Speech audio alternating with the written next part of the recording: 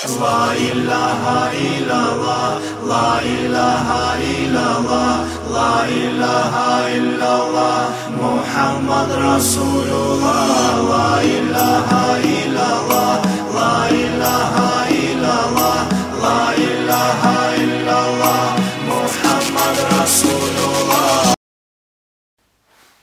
Bismillahirrahmanirrahim. Elhamdülillahi Rabbil alemin. Vessalatu vesselamu ala Resulina Muhammedi ve ala alihi ve ashabihi ecma'in. Rabbi şirahli sadri ve yassirli emri ve ahlul uqdeten min lisani yefkahu kavli.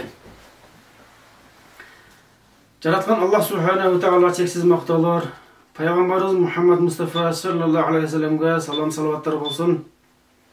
Her bir zatın yaratıcısı bolgan Allah Teala'ga, bar dozdu joktan barkıl yaratan Allah Teala'ga köp şükür aytalıp, şunday bir жақсы күндөрдө сиздер менен жолугуштуп турган Allah Teala'ga köp şükürleriniz bolsun. Бүгүнкү боло турган маселебиз негизги темасы да ошо шүгүр тууралуу кылууну чечтик. Эми быйылгы 2020 жылы бул да болсо Аллах Тааланын бизге берилген сыноосу, Аллах Тааланын бизге берген бир балким ар бир иштин аркасында жакшылык бар деп коет. Мусулмандын ар бир ишинин аркасында ушундай бир хикмат бар. Аллах Таала балким бизге ушундай бир тарбия иретинде ушундай бир сыноо жылдарды берип атат. Эми ушундай күндөрдү көрсөткөн Аллах Таалага дагы шүгүр айталык. Анткени мусулмандын иши ушундай бир кызыктуу болот. Эгерде башыга бир кыйынчылык иш түшкөн болсо, ага сабыр кылат. Ошол сабыр үчүн дагы Аллах Таала ошол мусулман адамга сооп берет. Эгерде кайсы бир деңгээлде мусулман адамга жакшы нерселер берилген болсо, мусулман адамга Аллах Таала тарабынан берилген бир неемат деп коебуз, рызкы, жетишкендик, ийгилик жана ушундай нерселер берилген болсо, албетте буларга мусулман адам шүгүр келтирет экен. Аллах Субханаху ва Таала Бакара сүрөсүнүн 152 аятында Астагфирулла фазкуруни азкуркум вашкурули ва ла такфурун. Садакаллахул азим. Ошол аяттын маанисинде аягында айтып атат: мага шүгүр кылгыла, мага шүгүрсүздүк кылбагыла дейт. Ва ла такфурун дейт. Бул күфрөн неамат деген сөз Аллах Таала берилген нерсеге шүгүрсүздүк кылуу экен. Бул шүгүрсүздүк кылуу албетте күфргө алып барат экен. Кудайым өзү сактасын. Эгерде Аллах Таала берген нерсеге шүгүр кылбасак, жүрөктөн ыраазы болбосок, демек биз эч качан жакшылыкка, ийгиликке жетпейт экенбиз.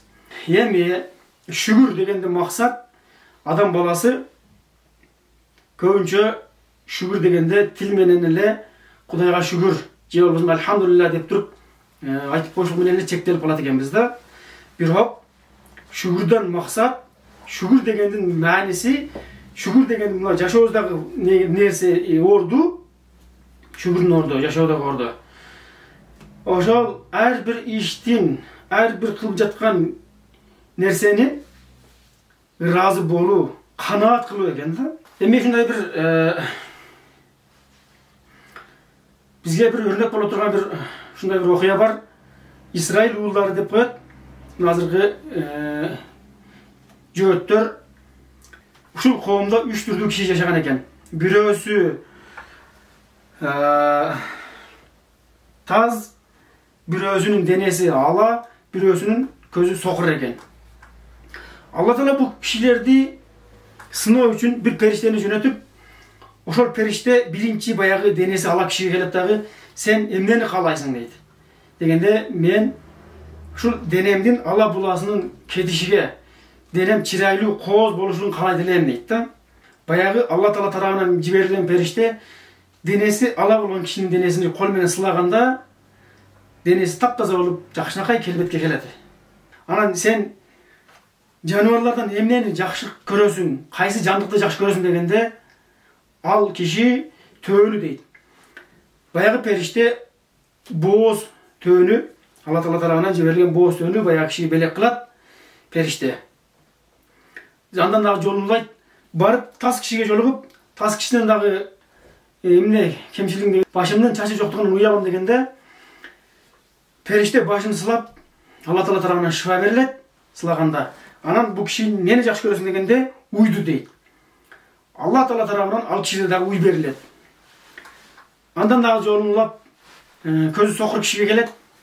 Баягы көзү сокур кишиге учурап баягы периште кишинин келбетинде келип, сен нени каалайсың дегенде мен ушул жарык дүйнөнү көрүшүм керек.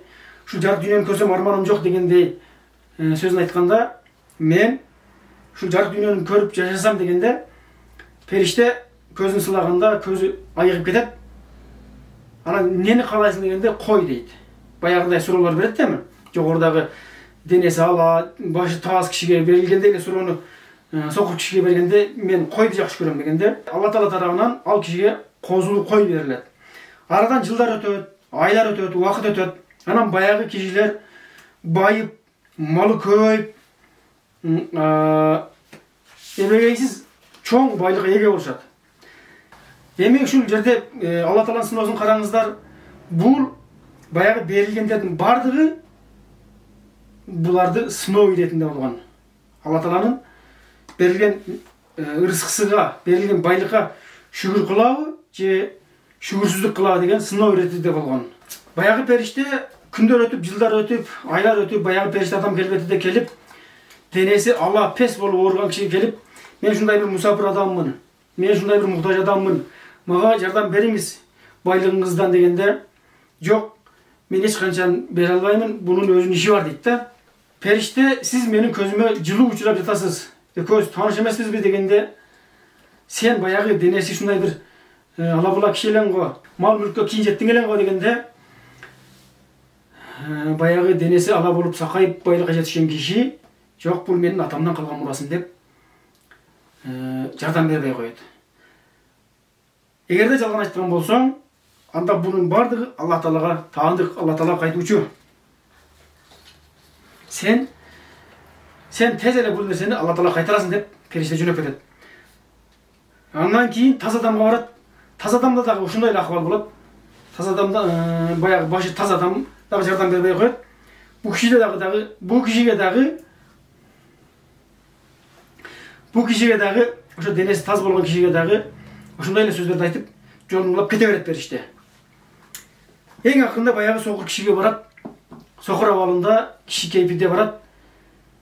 Ушундай жардам бер дегенде, Аллах үчүн керек болсо, ала бер каалашынча, сага канча керек болсо мен беремин дейт. Дегенде, сенин байлыгың өзүңө буйруй берсин, сенин байлыгың өзүңө насип кылсын, силер сыналдыңар, сен Алла Таала сага ыраазы болду, жана берки экөөсүнө Алла Тааланын каарына калды деп периште жолун улаган экен. Демек, урматтуу мусулмандар, ар бир берилген неаматта сыноо бар. Ошол ар бир берилген неаматтын Алла Таала тарабынан берилгендигине ыраазы болуу, ошого канаат кылуу, ыраазы болуу, шүгүр кылуу, бул албетте жакшылык алып барат экен. Алла Таала тарабынан берилген байлыкты чыныгы ээси Алла Таала экендигин унутуп коюу, албетте бул надандык болот экен. Урматтуу эл журт, ошондуктан кимибиз болбойлу, кайсы бир ишти кылбайлы. Эми шүгүр кылуу дегенде максат бул жөн гана бир ишти токтотуп коюу деген эмес. Колдон келген ишти кылуу, аткаруу, мүмкүнчүлүктү колдон чыгарбоо, бирок ошол учурда ошонун берилген жакшылыктарын Алладан деп билүү жана керектүү учурда ошол ар бир неаматтын берилгендигини чыныгы ээси Аллах экендигини эстен чыгарбоо, колдон келишинче ошол берилген неаматтан, байлыктан башка бирөөлөргө, муктаждарга жардам берүү, мүмкүн болушунча зекетини берүү, мүмкүн болушунча садака кылуу, албетте бул чыныгы мусулмандын сыпаты. Эгерде ошол берилген неаматты менин өзүмдүкү деп Алла Таала тарабынан берилгендигин унутуп коюп, албетте бул надандык экен.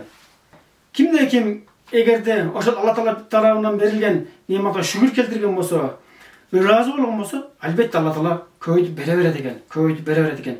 Кимде ким шүгүр кылбаган болсо, албетте Алла Таала аны азайтып же алып коет экен. Ошондуктан баарыбыз Алла Таала шүгүр келтирген пенделерден бололук.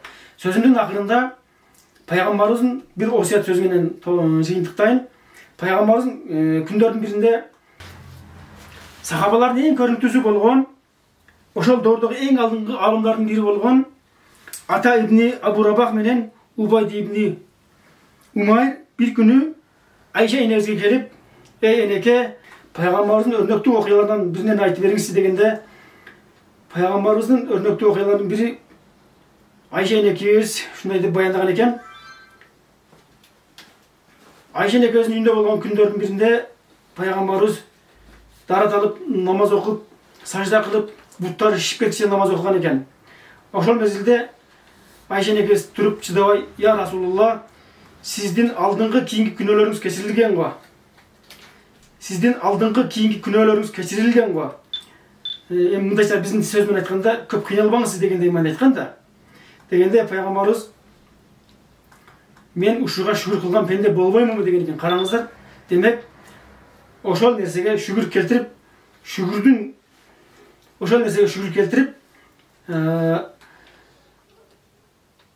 шүгүрдөн максат бул жерден намаз менен Расулулла үлгү болуп, өрнөк болуп көргөзүп атат. Шүгүр кылуу инсанды жаратуучуга жакындатат экен. Кайсы бир деңгээлде азгырып кетүүчү ар кандай байлык, бийлик жана башка нерселерге адам шүгүр келтиргенде инсан Аллах Тааладан алыстоодон калкан болот экен. Пайгамбар Мухаммад Мустафа саллаллаху алейхи вассалам өзүнүн ыйык мубарак хадисинде мындай деген: "Жегенден, ичкенден кийинки шүгүр кылган инсан орозо туткан менен барабар сооп алат" деген экен. Караңыздар, ар бир жегенибизде, ичкенибизде биз шүгүр келтирген болсок, караңыздар, биз орозо тутпастан туруп, орозо тутканын соогон алат экен. Алла Таала бардыгыбызды ушундай бир сооптуу иштерди аткарышлыкты насип кылсын жана ар кандай жаман, азгырып кетүүчү жаман нерселерден оолак кылган болсун. Ассаламу алейкум ва рахматуллахи ва баракатух.